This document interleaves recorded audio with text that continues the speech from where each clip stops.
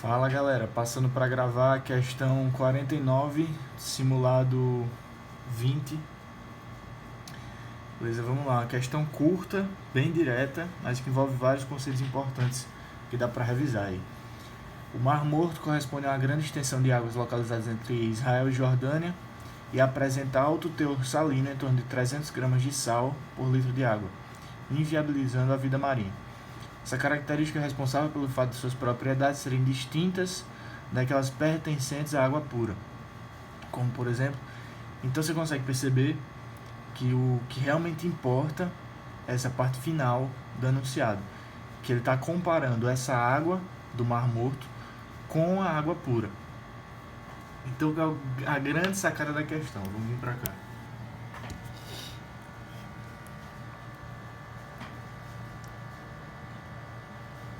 Galera, a grande sacada da questão é você perceber que vai existir uma diferença entre a água pura e a água do mar, que é uma solução de NaCl. Então, qual vai ser a grande diferença aqui? A água do mar vai apresentar íons livres, o Na+, e o Cl- após sofrerem dissociação, onde a água vai estar formando a camada de solvatação em volta desses íons. Na água pura, a gente sabe que a água é uma substância polar, vai realizar ligações de hidrogênio.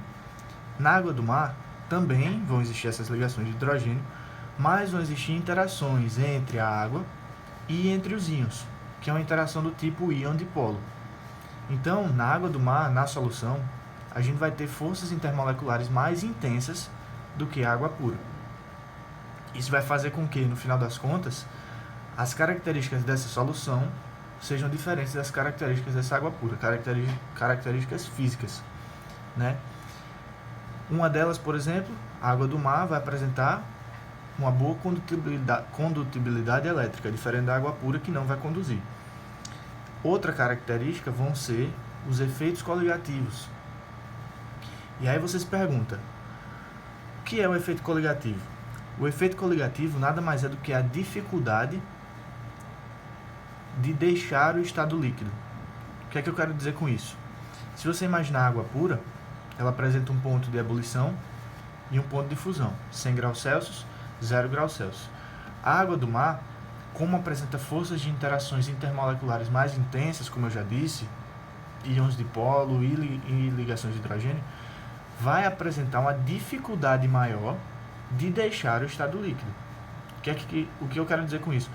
Eu preciso aquecer mais para conseguir evaporar ela e preciso resfriar mais para conseguir congelar ela.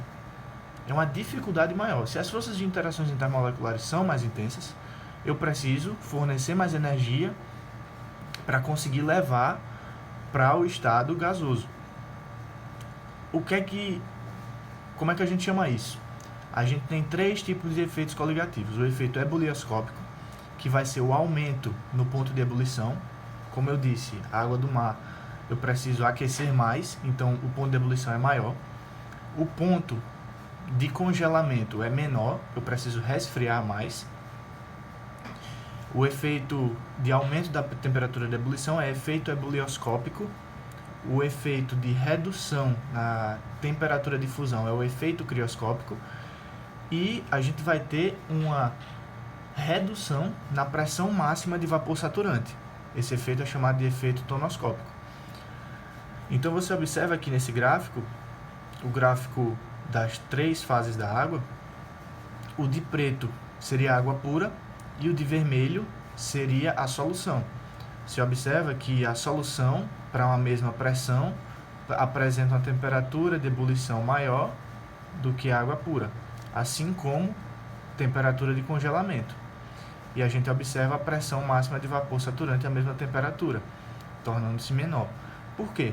A pressão máxima de vapor saturante significa o quanto de pressão o vapor desse gás vai exercer na atmosfera a uma determinada temperatura. Por exemplo, a 100 graus Celsius, para água pura, a pressão que eu preciso chegar é de 760 milímetros de mercúrio. Já a 25 graus Celsius, essa pressão vai ser menor, vai ser em torno de 23,8. Então, deixar só aqui anotado, a 25 graus Celsius, a pressão máxima de vapor saturante da água vai ser 23,8 0,8 milímetros de mercúrio. Isso é a pressão máxima de vapor saturante da água pura.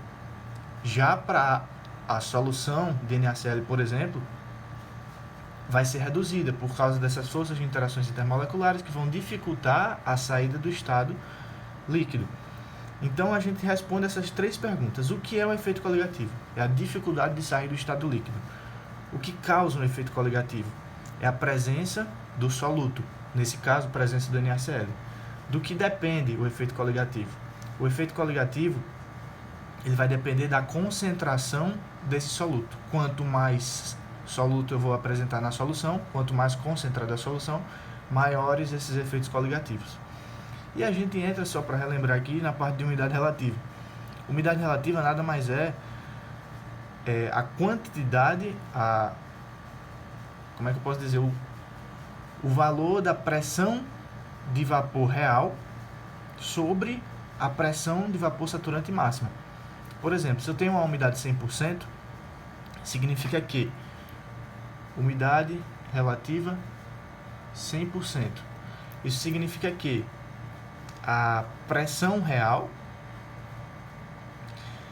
ela é igual à pressão máxima de vapor saturante. Não vou apresentar diferenças nesse sentido. Então, se a pressão real ela é menor do que a pressão máxima de vapor saturante no ambiente, significa que a umidade relativa é menor que 100%. Isso significa que o ambiente consegue absorver mais água. Uma umidade relativa de 30%, por exemplo, demonstra que a pressão máxima, a pressão real do ambiente está menor do que a pressão máxima de vapor saturante, permitindo que, demonstrando, na verdade, que esse ambiente não está saturado de água. Ele é capaz de receber mais vapor de água.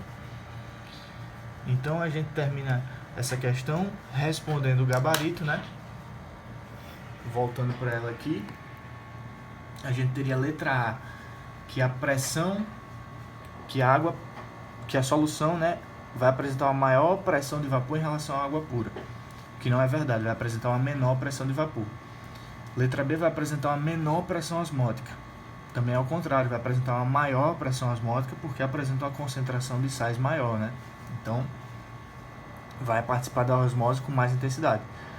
Maior temperatura de fusão é o contrário, é menor temperatura de fusão, efeito crioscópico. A letra A seria o efeito tonoscópico, só que deveria ser uma menor pressão de vapor saturante. Na letra C, uma menor temperatura de fusão. Letra D, menor condutibilidade elétrica, errado, vai apresentar uma maior.